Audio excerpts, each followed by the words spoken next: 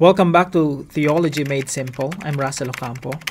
Ngayon tatalakayin natin ang Christology, ang pag-aaral ng persona at gawain ni Kristo. Ang Christology ay mula sa mga salitang Griego na Christos na nangangahulugang Kristo o Mesayas at Logos na nangangahulugang pag-aaral o salita. Ito ang sangay ng teolohiya or theology na nakatuon sa pag-unawa kung sino si Jesus at kung ano ang kanyang ginawa. Isa-isahin natin ang mga pangunahing aspeto. Una, ang persona ni Kristo. Naniniwala ang mga Kristiyano na si Jesus ay ganap na Diyos at ganap na tao, fully man, fully God. Ito ay kilala sa tawag na hypostatic union.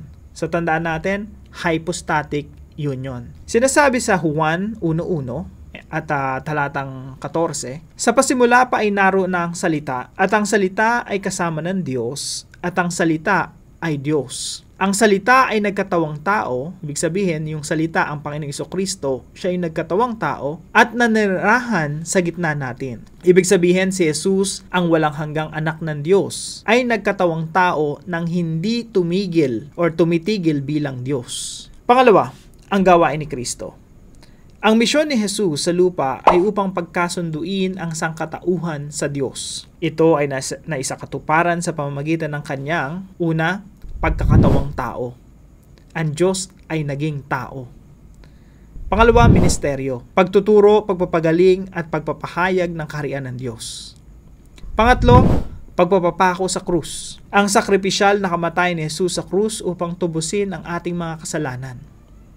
Pang-apat, muling pagkabuhay. Ang kanyang tagumpay laban sa kamatayan, nagpapatunay ng kanyang pagka-Diyos at nagbibigay ng buhay na walang hanggan sa mga nananampalataya.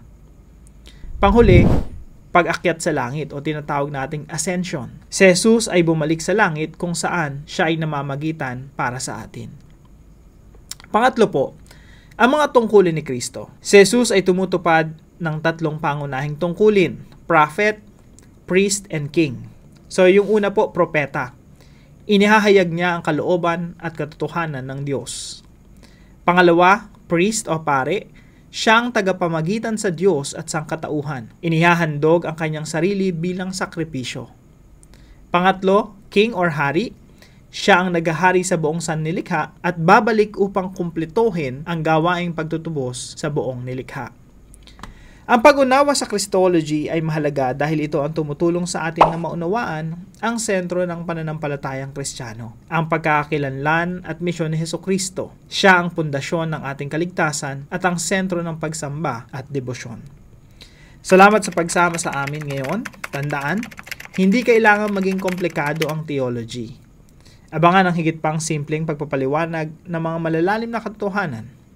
Pagpalain kayo ng Diyos.